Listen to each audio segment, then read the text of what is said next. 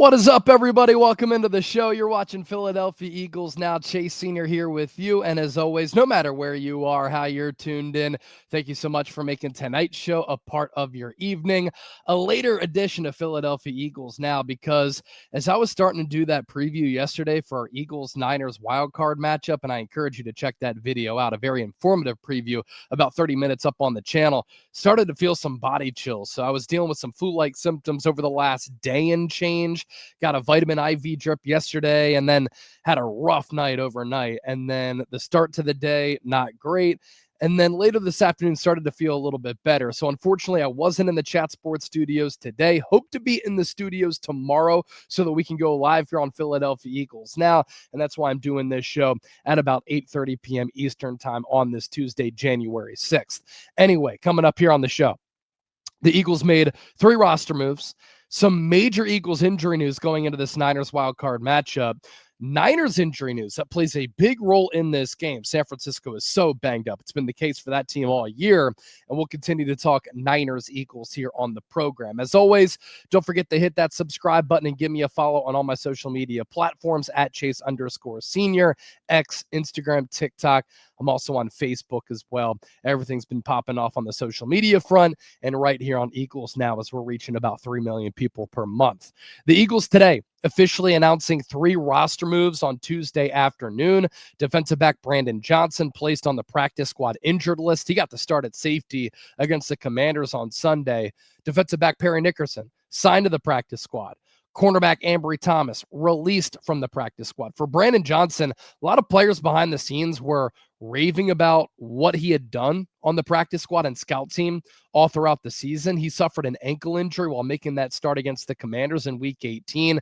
UDFA, who had been elevated from the practice squad for the 3rd straight game, the Eagles were elevating Andre Sam, the UDFA safety out of LSU, who's been with the team over the last couple of years, to give Philadelphia more depth at that safety spot, but he met his regular season limit of maximum elevations, which is 3, and that's why the Eagles turned to Brandon Johnson. And so now that the playoffs are here, teams are free to temporarily elevate up to 2 players from the practice squad for each game without a restriction on the number of times that a player can be elevated. I think that's what the Eagles did last playoff run with Kari Blasingame, the fullback, and we'll see how the Eagles handle that type of situation. But Johnson not going to be in the running for that type of roster transaction because he's hurt. As for Parry Nickerson, what a career for him. He's been with several teams so far,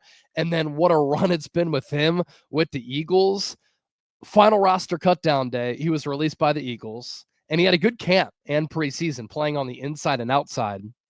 And then the following day, August 27th, he was signed to the practice squad. September 24th, signed to the active roster. That was going into the Bucks game when the Eagles were pretty injured at the cornerback spot, I believe. And then October 27th, he was released by the Eagles. Next day, signed to the practice squad. And then on December 2nd, he was released by the Eagles. So now the 31-year-old journeyman is back with Philadelphia. And I think that he could be in the running for being one of those practice squad elevations for the NFL playoffs. And then there's Ambry Thomas.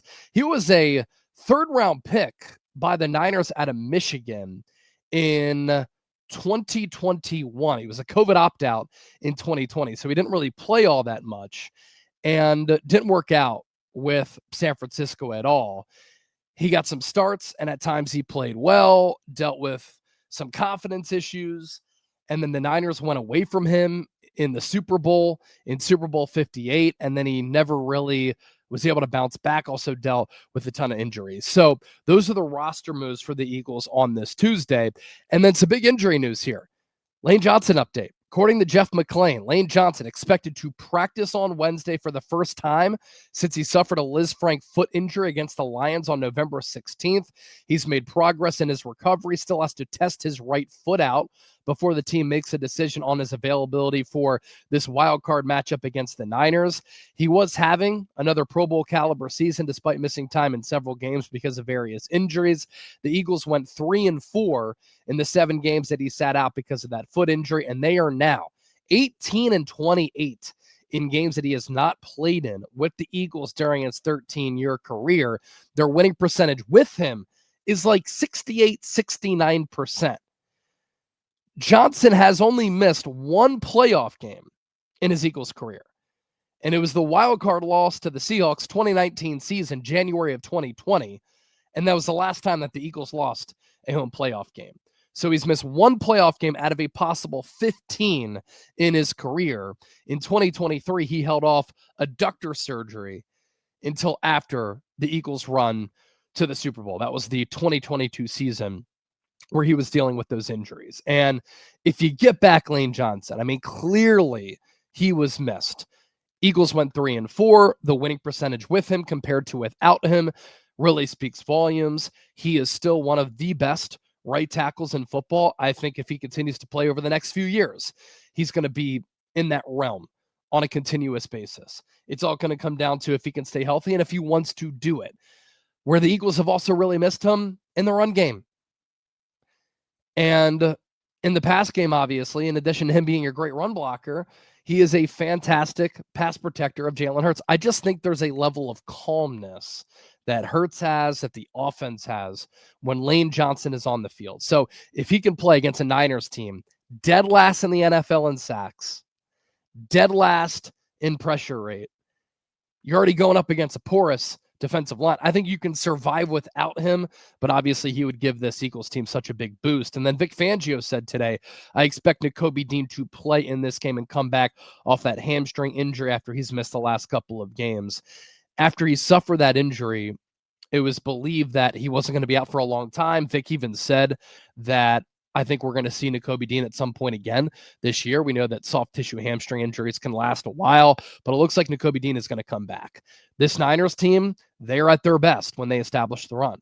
And when they're able to open up running lanes and they get Christian McCaffrey going and it opens up the pass game, that offense is almost impossible to stop. Against the Seattle Seahawks on Saturday night, I know a lot of you were watching that game. They couldn't run it at all. And they had 8 drives in the game.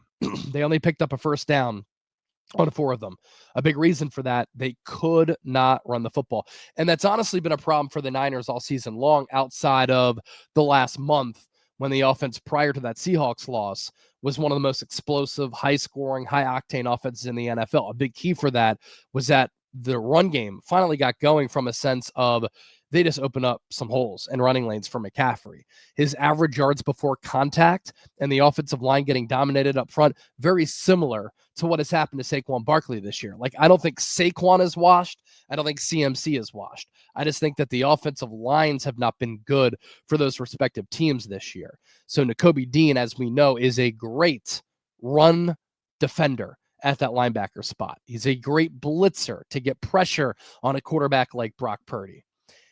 Also, the strength of the Niners passing game, because we're not sure if Ricky Pearsall is going to play.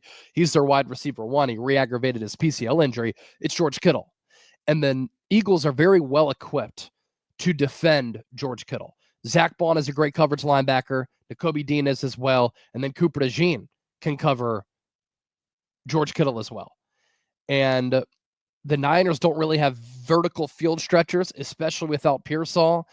And so Kittle really is the engine that makes that pass game go from a receiving standpoint. But I think Philadelphia is, again, very well equipped to shut him down or at least limit him as best as they can. As far as some Niners injury news, man, they are so banged up.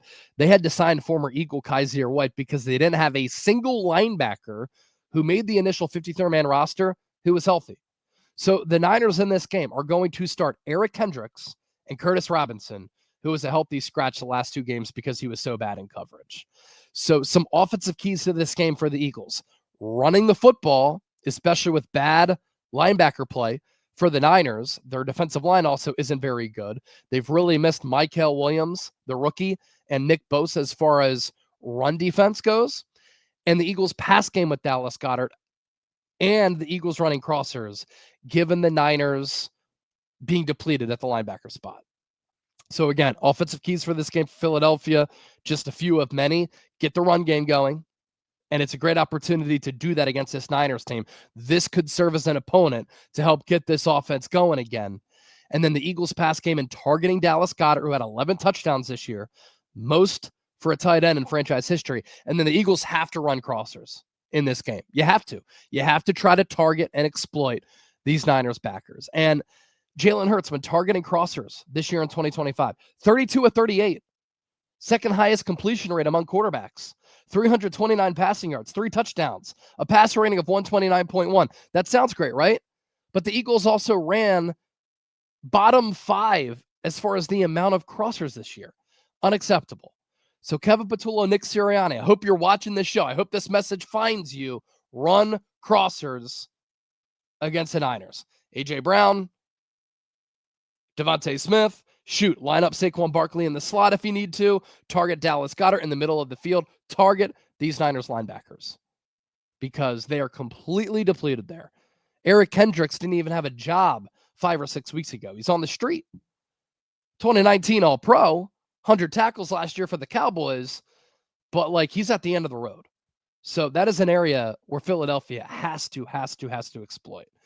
As we continue to talk about this matchup, Kyle Shanahan has gone up against Vic Fangio's defense only 4 times. The last time was 2018. Shanahan's offense has scored 11, 6, 15, and 9 points in those games.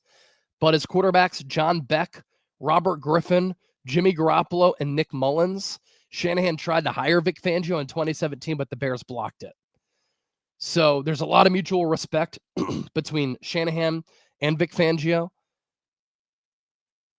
Fangio said this about Shanahan's scheme, which is one of the better schemes in the NFL, something that Matt LaFleur and Sean McVay, Mike McDaniel run. Quote, they have a really good scheme. It's all packaged together very nicely. They give you a lot of good motions. Everything they do is with a purpose, and they do a really good job of it. Obviously, Brock Purdy operates it very well. McCaffrey's an elite back. They have a good group of receivers. George Kittle at tight end. I mean, they had a run where they were the hottest offense in the league for 6 or 7 weeks in a row. Everything is packaged well together, and he's a good play caller during the game. You always know that, and everything they do has a purpose and a reason. And same can be said for this Eagles defense. Since week 8, Eagles defense is giving up 14.5 points per game. So get your popcorn ready for Kyle Shanahan calling the offense for San Francisco, Vic Fangio calling the defense for Philadelphia. As I talked about in the preview, I just love how the Eagles match up against the Niners in the trenches, especially with their defensive line against the Niners offensive line. And then there's this, Brock Purdy against top 10 ranked defenses and top 10 ranked passing defenses since 2022. The Eagles are a top 10 defense. In 2022, he was 2-2 record-wise, 4 touchdowns, 1 pick. 2023, 3-3, 11 touchdowns, 5 picks. 2024, 2-5, 7 touchdowns, 8 picks. And then in 2025, 2 touchdowns, 2 picks. 2-2 record, 5 touchdowns, 5 interceptions. So that's 10-11 record-wise, 26 touchdowns and 19 picks. He's only faced a top 10 defense in the playoffs 3 times, and he is 1-2 with 1 touchdown and no picks. So he will be tested in this game. All right. Just wanted to talk some Eagles here on this Tuesday night. Appreciate everybody for watching. Bear with me as I've been dealing with these flu-like symptoms over the last couple of days. Hope to be back in the studio tomorrow. Don't forget to hit that subscribe button, and I will catch you all soon.